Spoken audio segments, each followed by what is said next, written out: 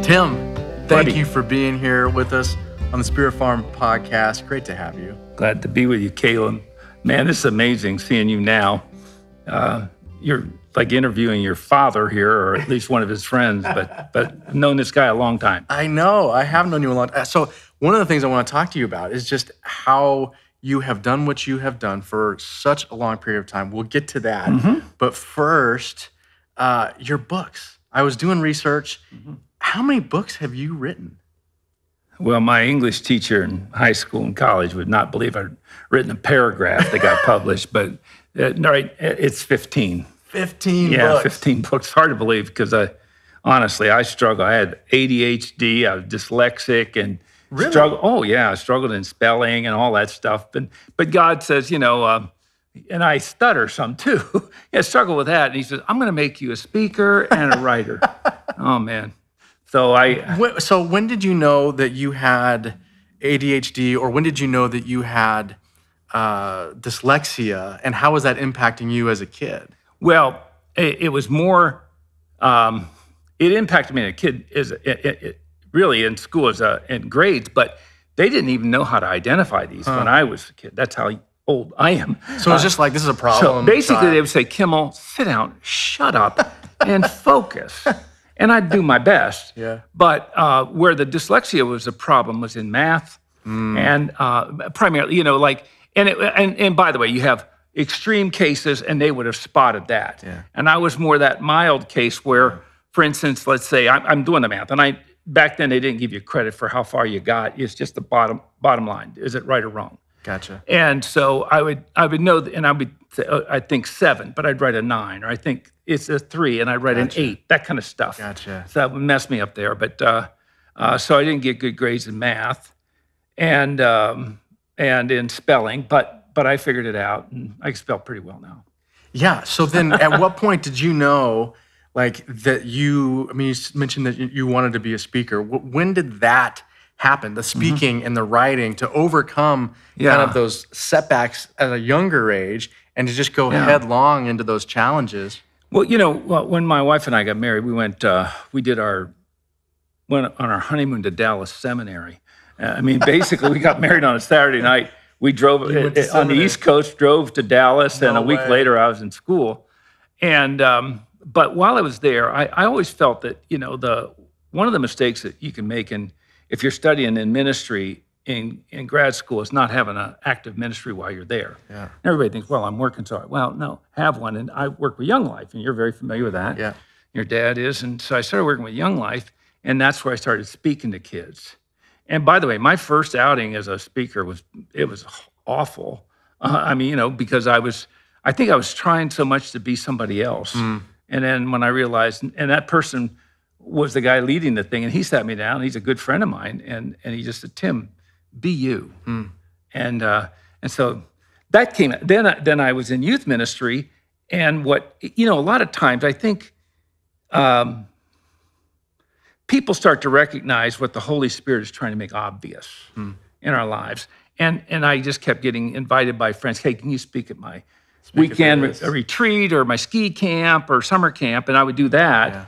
And People affirming. and they're affirming Yeah, it. that this is working. We like this. We want more of this. And you're just kind of paying attention. Because honestly, Caleb, I'm not one of those kind of guys that has ever knew exactly what I wanted to do and how I wanted to do it. And I'm not a guy that has 10-year goals or anything like that. I'm more into play your position as well as you can and pay attention along the way. So that started growing. And then when I was at a church as a youth pastor, and a national speaker got a hold of me and said, "I need you to substitute for me. I'm sick." And I went and did that. And then just before I left, he called back and said, "Can we have you evaluated while you're there? Do whatever you want. I don't care." And apparently that came out, well, he might have some potential. Okay. So we started from there. And I'm more of a, honestly,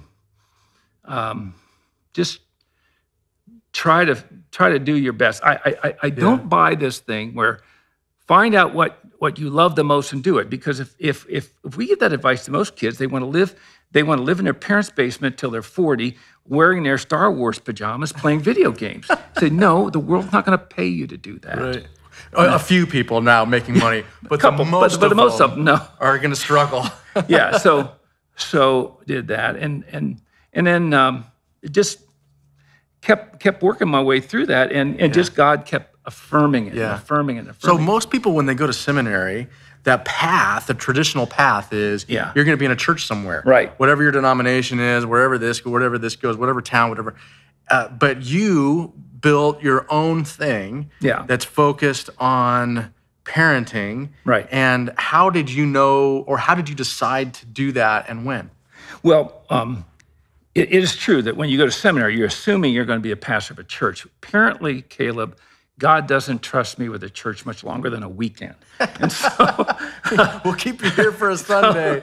So what happened was, when I first started, and once again, it wasn't my idea to become a national conference speaker. This guy recruited me. He says, I can't handle all the requests. Can you help me? Yeah. And then from there, then he decided to relocate on the other side of the country. And that's when we felt like, boy, we probably better stay put and do something from here. Then the parenting thing evolved.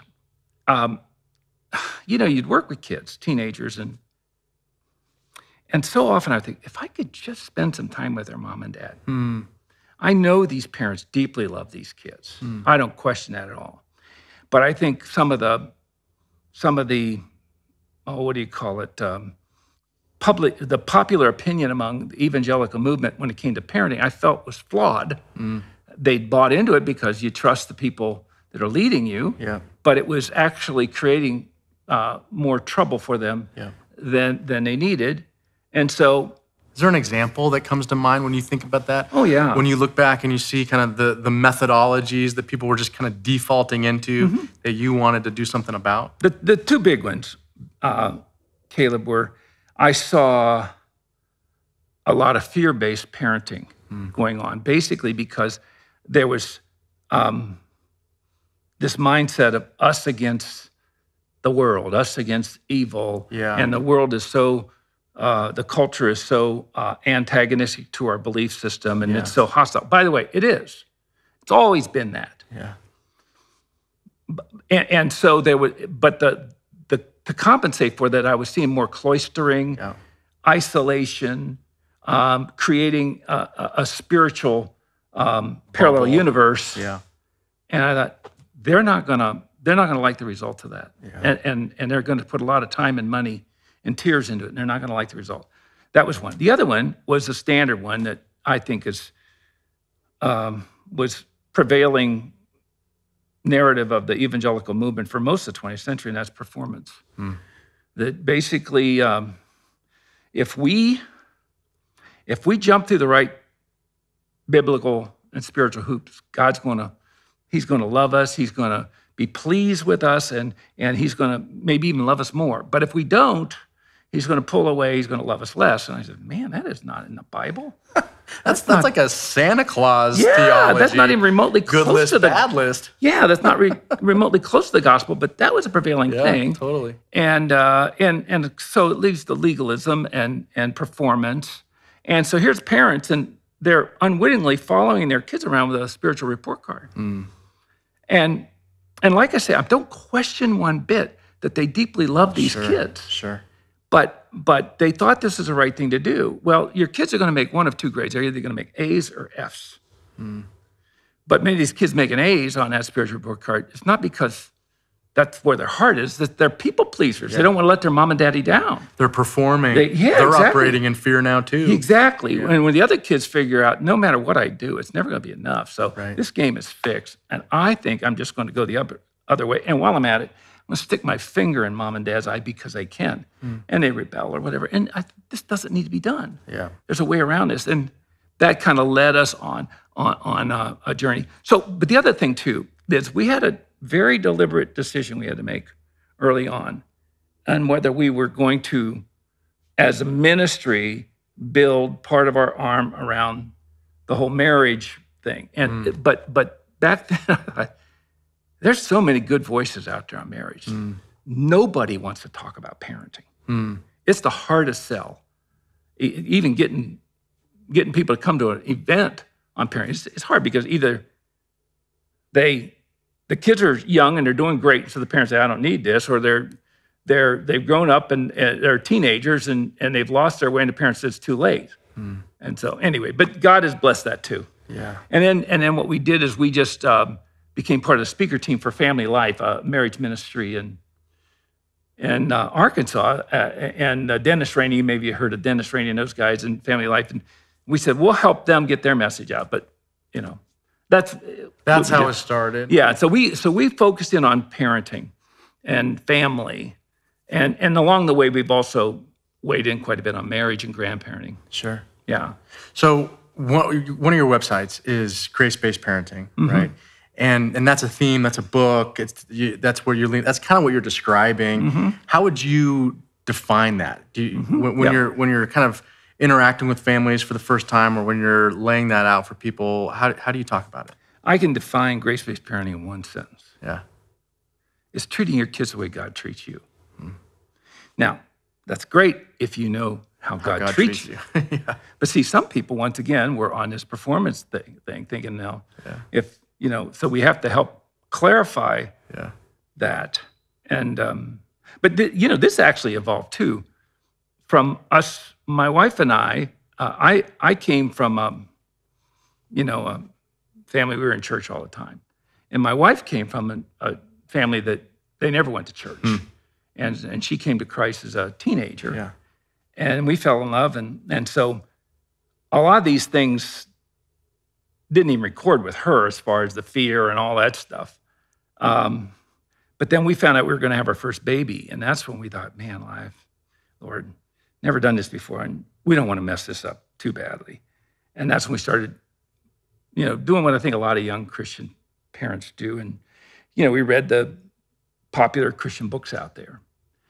And there was some helpful stuff, but that's where we started to see that clear distinction. Either fear is framing this author, or performance. Sometimes a mixture of both. And we just thought, this is dead on arrival. So that's when we started our journey, Caleb, to figure out, is there a theology of family relationships in the Bible? Because, I went to Dallas Seminary. They have theologies on everything. Sure. And I got some great teaching on marriage and family, but I never could go to Schaeffer's systematic theology and look up the theology of family. It was never taught that way. Where somebody says, let's just say, like, well, you've studied, and people listening and all that know there's you study the blood of Christ. There would be a theology on it, the church, the Holy Spirit, but nothing on family. So interesting. That's a gap that you saw. Yeah, I saw that, and I thought, well, it just doesn't seem like God to give us this kind of responsibility and this enormous amount of influence over how a child is framed, and not give us a clear plan. It just didn't seem like him. But Darcy, my wife, the brains of the operation, she made an observation followed by the right question. And she was saying, but Tim, think, God's a parent in the Bible. I mean, that's the number one metaphor of the 26 metaphors of God in the Bible. The parental one is the most popular. Jesus said, when you pray, our Father who art in heaven. He says he's a parent. All of his created beings are his kids. Now, some don't want anything to do with them, but they're all his kids. She says, and here was the question. I wonder if we could look through that lens and study him in his interaction with his kids as our Heavenly Father, and see if there's any patterns to what he's doing or anything we could use as handles. But we didn't confine ourselves to those handful of passages in the Bible about parenting. We just look at picked the whole up the thing. whole narrative. Yeah, God's the Father. Let's look at the whole thing. He's the whole. And so we started, and sure enough, we found a pattern. And then as we started quantifying that, mainly this is just for our own sake. Yeah, we're new parents. Yeah. And so we started doing that, and then people started asking, what is it you guys are figuring out? By the way, we were two sinners that gave birth to four sinners. We're two people with feet of clay given birth to 4 kids with feet of clay. We're just as screwed up as anybody out there, but we saw something that made all the difference. And when we realized, wait a minute, when you see this is how God is dealing with us as a parent, and the theme that I thought encompassed it all is his heart of grace, his grace. What does that look like? Yeah. So then we just started teaching it, and God put his hand on that. Love it. When it comes to your own family, those 4 kids that you refer to, was there a time when you're going through this grace-based thing with them and you're like, I don't know if we get this. I don't know if this is working. I don't know if we're parenting like in my own life, if I'm talking about something and I look at my kids or I look at my own marriage, I'm like, oh man, should I even be talking about this? Yeah, like that has to be like as a human being when you're wrestling with these things, part of the equation. Like, absolutely. Is this even working in my own family? Absolutely. But you see, a grace-based environment actually takes a lot of that anxiety off the table, because we go in assuming that we're going to fall short, Yeah. that our kids are going to make mistakes, but rather than see them as, oh, it's a failure on our part or a failure on their part, just say, hey, that's part of the human journey. Yeah. And doesn't mean there aren't consequences for that. Doesn't mean we don't learn from that or acknowledge that. It's just saying, this is the cool thing about God's heart. His love for us and joy in us is not based on how we behave And how we perform. Yeah. Because if it were, we'd all be dead. Yeah, we'd be I mean, in trouble. we would be. I mean, wages of sin is death. Can you think of a time when one of your kids was going through something rough and you were able to like love them with that heart of grace, and maybe they didn't get it at first, but they get it now, or there was some kind of shift that you saw happen, or the older siblings saw that, like when there was an aha moment in your own home that we're experiencing grace through you, Mom and Dad. Well, I could think of 2 things. One is Darcy and I, we recognize we're going to get it wrong sometimes. And we notice that when the kids get it wrong, the parents haven't access to let them know they did it wrong. Right. They just say, hey, here's a consequence. Buddy, that is unacceptable or whatever. Yeah. We're not going there. And they can drop on. But I thought, but is that a 2-way street? Because what if we do wrong and they don't have an outlet? So in Hebrews chapter 4, it says we don't have a high priest that doesn't understand what it's like to be in our skin. He was in all ways tempted like we are, yet without sin. Then he says, come boldly to his throne of grace. And basically, you can pour your heart out there, but you're going to find mercy waiting for you. Yeah. So we thought, okay. Now, God's a perfect Father. He doesn't make any mistakes. And yet he gives his kids an outlet to come to him when they're frustrated. Yeah. And I mean, even sometimes frustrated with him, because I've been frustrated with God. Absolutely. And he says, come to my throne of grace. I have a big chest. Pour it out. So we instituted, when the kids were younger, I think Darcy, this is her idea. Why don't we have a time when they have permission to vocalize any frustration with us, anything we got wrong, and they can say it and know that it's not going to cost them. And all we're allowed to say is, forgive me. We're not allowed to put it in context. Now, they couldn't say, like, you made me go to school. You made me do my homework. We're not, made me brush my... We're not talking about that stuff. Right. And we called them, what's your beef nights? Because we'd let them choose whatever they wanted off of the Kimmel menu, even if it's 4 different things.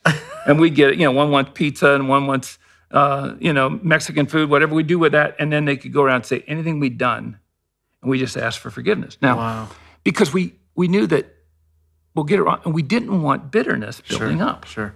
Did you find that they came boldly? Oh, yeah, they did. And then, here's the stuff. But here's the thing, what came out of that, and we're not smart enough to think that this would come out of it, but they saw that they don't have to wait for a what's your beef night. If there's a problem. They can just address it. They can just say it, right, as it happens. But they have to do it respectfully. Now, we found that we raised the odds of them speaking respectfully to us when they're voicing their frustration with us, if we speak respectfully to them, when we're having to voice our frustration with them, but when you explode Right. and it's a scorched earth policy, Right. why would we be surprised that they don't come? So God bless that. And then I think the other time I think it was neat is when the boys, when the testosterone started running through their veins, we called it testicalia. Testicalia? When they went through puberty, and I said, okay, boys, each one individually said, you now have sexual heroin running through your veins.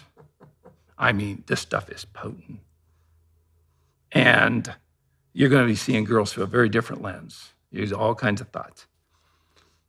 And out there, in the world you're living in is a minefield. All kinds of things that want to nail you. Now, don't panic. Mom and I have been across that minefield. And if you're willing, we'll go across this one with you. You can talk to me about anything, any struggle, whatever. And so, when he was first exposed to pornography at a friend's house, on the web, I was just grateful that he could, Dad, I got to talk to you that night. And he felt comfortable he said, to come and Dad, talk. I got to talk to you. I want to tell you what happened. And you see, he didn't have guilt or shame or condemnation waiting for him because I assumed he's going to get exposed to that. See, I think that's the problem. Why we get so many struggles. It's easier to assume they're going to have it. Okay, then when it happens, here's our strategy to get through it. But some people feel the shame, and I fell, and I think that's part of where the purity movement went south. Yeah. I think it set many people up to be deeply harmed by something they thought was trying to do a good job. Well, I totally agree with you. They drove that thing into the shadows. And shame, because you can't perform well enough, and I have this struggle, and I can't talk about it because we're doing the big bad world out there, and we have to be perfect over here in our little insulated world. And you can't talk about the things that you're struggling with, which just makes them worse. Makes them worse. If you can talk about it, if you can express them, then I think that there can be healing and process before it gets really bad. And so you created an environment where your kids could just bring it out. But see, to me, that's the same environment God creates for that. That's his gracious heart. Sure. He knows it. So when the purity movement started, I mean, I can completely understand, boy, if we can have our kids not get caught up in the sexual world, and be able to really express that better, in their marriage, sure. Yeah. But I don't want them, if they struggle and fall, to think, oh, I'm damaged goods now. Right. And I can never, because we're all damaged goods. Right. That's the whole thing. None of us are pure. Right. Nobody goes to their marital bed pure. Right. Even just because they might be physical virgins doesn't mean. Technically. Jesus said, look, if you even think it. Right. And why was he saying? He says, but you're safe. That's in the Sermon on the Mount. I mean, he says, you're safe with me. I want to help you. And also, I think it puts the responsibilities on the person. We're all weak. And it takes us out of the power of God to help us. And so, but it was great when he could talk to me and say, okay, let's work on this and how we can do that. Are they still coming to talk to you about stuff? Yes. In fact, I have it's fun to see the boys now. One's 36, and the other one is he'll be 30 next year. Okay. One's a firefighter, in our town here, and that's a big deal. It's a big city, sixth largest city in the country. And the other one's been in ministry, and now he's building a company, and it's just great that they can confide in me. By the way, I still give them permission if they think I'm being an egghead to say so. But I have a friend, Dennis Rainey. I love this thing. He says, God picks up crooked sticks to draw straight lines all the time. We're all broken people, crooked people. Yeah. Yep. But what I was worried about, forgive me, this is your show. You should do all the talking. Let me start questioning you.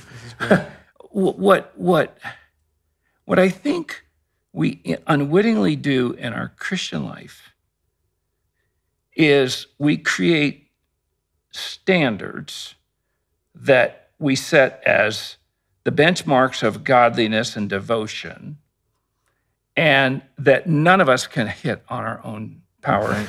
Then when they fall, that woundedness now becomes a defining feature of their life, and they can live defeated or accept mediocrity. Whereas where I wanted to live is in brokenness before God. I start with broken. I said, Lord, who's kidding? Who? Yeah. I mean, I'm a mess. You know it. You know the next messes I'm going to do before I even do them. Yeah. And yet you still love me. Yeah. And so how do I create that same environment in our home? Tim, we just need so much more of that. We need that in our homes. We need that in our families. We need that in our marriages. Marketplace. In our marketplace. Churches. In our churches. Because what happens is we just keep perpetuating that guilt and shame. Mm-hmm. And then when we want to put leaders up on a pedestal and then they do fall and we want to crucify them because we're still hiding from our own brokenness because we haven't experienced that kind of grace. And then across the landscape of the culture, you just see it everywhere.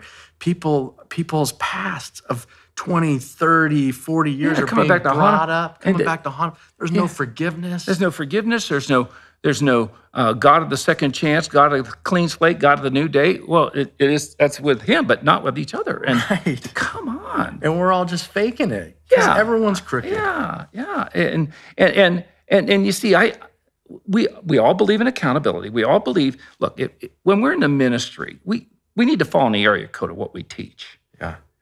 Obviously. And there's some things we can do. It's like if you and I were stockbrokers or accountants, certified public accountants, and we committed fraud, we're going to lose our license. There's a consequence for that. Yeah, yes. We understand that. Yes. But I've seen them bringing up stuff from childhood. Yeah. And things. But and by the way, a lot of it has to do with how did they handle it back then, and if they handled it, but for repentance and whatever. I have a theory. I want to pursue this though. I think it's because we build our case. The Christian movement tends to build its case for moral standards based on the truth of the Bible. That we start there at the truth. Now what's wrong with that? Well, the truth didn't appear in a vacuum. It launched from somewhere else. And where did it launch from? Launched from God's heart. And so here's this loving God who establishes this truth that gives us moral guidelines. And we turn these things into weapons. We weaponize them and use them for condemnation. Yeah. He's saying, when you pin people down, Caleb, if you're the average Christian, what's the most famous Bible verse? They'll say John 3:16. And you know the Bible. You've taught the Bible. You say, well, it is. But it's connected to John 3:17. See, John 3:16 is the setup. John 3:17 is the punchline. Yeah. For God did not send his son into the world to condemn the world, but the world through him might be saved. Yeah. And all that said doesn't mean we don't have moral boundaries in our homes and in our marriage. Doesn't mean we don't have consequences and discipline. My daughter wrote the book Grace-Based Discipline, and because discipline is a form of grace. Yeah. And I've discovered that every action has a consequence associated with it. Yep. That if good, bad, otherwise, you do this, there's a consequence that goes along. You eat unhealthy, there's a consequence physically and heart. And if you're unfaithful in your marriage, there's a consequence for your kids, for your spouse, for your own integrity and sense of self. There's consequences that come naturally. And it's almost like the Christian culture, or kind of the religious side of the Christian culture that hasn't really experienced grace for themselves, we tend to want to layer consequences on and make sure that not only are you experiencing the consequence that God hardwired into your experience for making that decision. But now we're going to condemn you. We're going to point this out. We're going to make it uglier. And we're going to Right. penalize you more. Yeah. And it just, instead of experiencing the Yeah, grace. and especially surprising when that person is very repentant of. Yeah, And right. but Right. yeah, you've used the expression here. Here's the way I like to say it. I think the problem here when it comes to grace is the average Christian doesn't get it. They don't get grace. And if you're listening to this, that's not a indictment on anybody listening. Here's what I mean by that is I think the average Christian, if you pin them down and talk about grace, what you'll hear back from them is usually the grace that goes with salvation. They understand we cannot get to God on our own. None of us can earn a relationship with him because of our sin. And that's why Jesus had to come and basically reconcile us and pay a price with his life. And so we now have access to God through a free gift of Jesus' life on our behalf. That's the gospel. But we tend to confine it right there. We leave it as salvation. We go on to the Christian life and we go on performance. Yeah. And Completely. we use the truth to guide us. But see, John 1:14 says he was filled with grace and truth. Yeah. And that wasn't 50-50, Right. 100-100. So for Darcy and I, what we just started saying is that, I just think on the truth message, that's pretty well done. But what about this one over here? Yeah. And I was amazed too when we first started talking about grace, how much pushback we got. Sometimes from pastors, but I think the Holy Spirit was just working on ourselves and so many other people. Yeah. And I think, it's become a gigantic anthem. It's fun to hear. Yeah. Well, thanks for saying the 100-100, because I think that is the truth. Like the grace and truth. Jesus said he embodies this grace and truth, and that it's not 50-50. It's 100-100. It's all. And that's used twice. That term is used twice, that he came to demonstrate grace and truth. And both times grace comes first. It's almost like grace paves the way for you to even hear the truth, right? Yeah, oftentimes if I'm trying to introduce this subject to a church, I'll say, let me give you an example of what it would be like to have a marriage, or let's say a family, a home where the truth is clearly in place and you're really working hard to abide by it, but there's no grace. And I'll say, okay, let's just take our situation here, where we're the church, right? And I say, okay, so far, would you say between the worship service and everything said so far in the prayers, have we got the truth story right from the Bible? Are we orthodox so far? And they all, yeah. I said, okay, but what if it was 25 degrees in this room the whole time? And you're dressed just like you are right now. You see, it wouldn't matter how right we're getting the truth. We wouldn't be able to respond to it because we're so cold. Yeah, too cold. And so what grace does is I think it creates the comfort zone for the truth to really move from the head to the heart, because it's space, it's safe space. So you part of your ministry, part of what I saw on your website, and maybe even At familymatters.net, yeah. familymatters.net, Yes. is you talk about parenting at all the stages. So so for people who are listening who don't have kids, is there a way that they should think about grace and loving kids? And then for people that are new parents, and, you know what I mean? How do you address each stage? Do you have every age and stage of life? Yeah. I see the main thing. It's funny. I'm going to flip a card over here, that although our ministry is clearly trying to address how to make relationships between parents and kids better, grandparents, grandkids, husband and wife better, the real thing we're after is their individual relationship with Jesus. That's the main thing we're after, because we think the more that gets more authentic and real, the more these things just take care of themselves. Take care of themselves. Like you said, when they experience grace, they can offer grace. Yeah. In grace-filled marriage, I was talking about a time I took Darcy. We were young and up to our eyeballs in diapers and earaches and sleepless nights with the kids and all that stuff. And her birthday was coming up, and I wanted to do something nice for her. So I arranged there was a little jazz club that I could take her to and have dinner.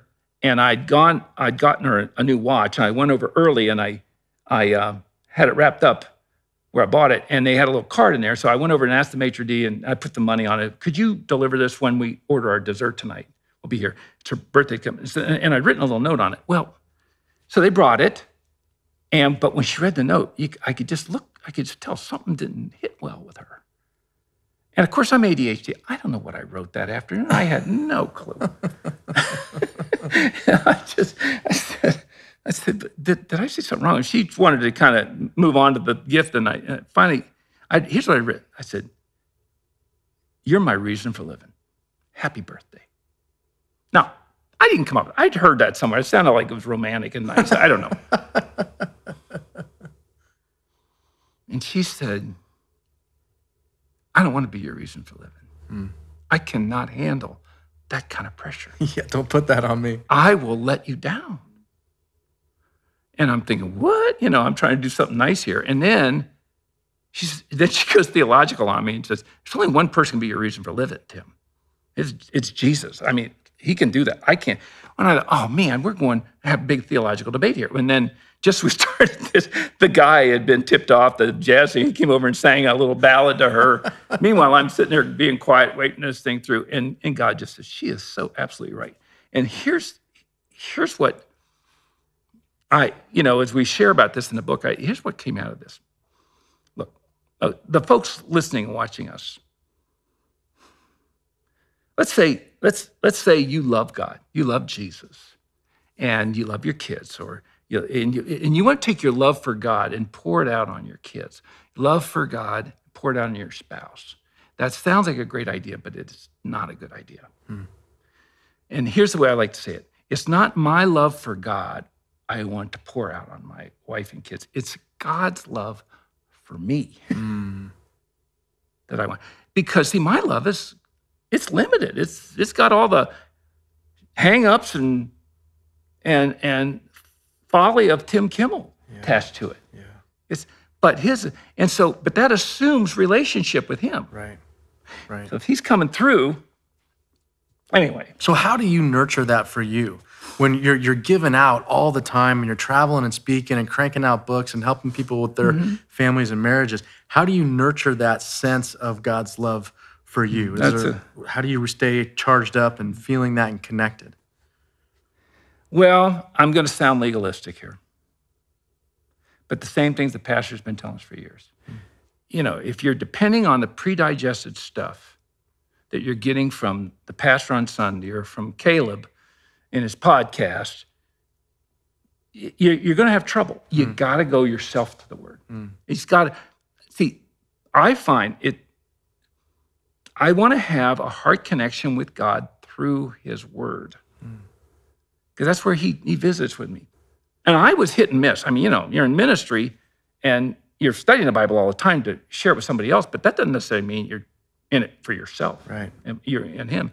And I had all these guilt trips about. And then finally, when I was about 40, I decided, Lord, look, I've been trying to get something from the Bible every time I get there. I've been trying to have you teach me something every time I go there, or overwhelm. And I'm taking that all off the table. I want to be in the Word every day, and you don't have to do a thing for me. You don't have to show me anything, teach me anything. No, I just want to be with you. That's all. And once I did that, and then suddenly He's shown me all kinds of things. So, and I just read through the Bible every year. Do you? Yeah, and I just read through. I can't believe those goofy Northern kings do the same stupid things every year, but I see myself in them over and over. I just think, golly, David. Do you find that it hits you in a different way in different years? Oh, yes. Because you're in a different place. You're a different person. Absolutely. And I mean, at my age now, it's almost 30 years that I've been doing this every year. And do you use the same tool every time? The same type of? I use the same reading schedule where I got it from Walk Through the Bible. Okay. It was one of theirs. And you do 6 days, and the seventh, anything is divided by 7, you have that day off. And many times if you're behind, you can catch up, or something like that. And they break it down. And in fact, I just, you finish up the Old Testament the end of September and start the new. But sometimes it's like, I've never seen this before. Isn't it something? The people that are listening, is there a book of yours that you would encourage them to start with? If they're new and just being exposed to you, and you've written 15 books, where should we start? Well, if you're parents, obviously grace-based parenting, it really unpacks two solid parts of the way God deals with us. And then grace-filled marriage. I can basically, if you go to our website at familymatters.net, I can draw out God's parent or his relational plan for grace on a paper napkin. And we actually have an animated one right there in the front. Yeah, and it just draws it out. Well, if somebody said, well, okay, but what would that look like in a marriage? Same drawing. How about the church? Same drawing. And we break that down. So FamilyMatters.net. FamilyMatters.net. And then if you're raising kids and you wish that Fisher Price made a little baby taser or something, they're just driving you nuts. Our daughter's, Karis Murray's book, Grace-Based Discipline, will really come to your rescue. And isn't Karis also helping you with a podcast? Yeah. Well, she and another girl in our office are doing it. I haven't been on it yet, but what's the name of the podcast? It's called Grace-Based Families. Grace-Based Families. They can find it on iTunes. Yeah. And the same way they access yours, Grace-Based Families, and it just shows you how to turn grace, God's heart of grace, into the default mode of your relationship. That's all we're about. Love it. Nothing. I didn't find some hidden secret in some crevice of the Bible. I'm not that smart. It's been hiding in plain sight on the surface all the time. And when you start to understand how God's dealing with you, and you say, why don't we do that for everybody? Well, I'm grateful to you, Tim. I'm grateful for your time. I'm also grateful that you've dedicated your life to helping people sort through the tough things in the present. And as a parent of young kids, that's very relevant to us. And your longevity at this, your faithfulness in this, and serving so many people that are in my demographic and beyond. Thanks for that. Thanks for that lifetime of service and mission. And I'm grateful. I know that the people that watch and listen will be grateful as they interact more with the work that you're doing. Well, thanks, Caleb. We brought some people, we're bringing some people into our ministry that I think really have a keen skill at connecting to an even younger generation, because the cool thing about the message is it's timeless. And there's a whole new generation coming up that haven't heard a lot of this, and we're going to help them. I'm going to encourage them to go get them and share it. But thanks, Caleb, to you. It's fun knowing, I'm probably giving some backstory here you don't need the people to know, but I've known this kid since he was born. And boy, I love his parents, and it's just been fun to watch them raise their kids and their boys and put them on a trajectory like this. So it's fun being with you. Yeah. Thank you. Thanks for being here.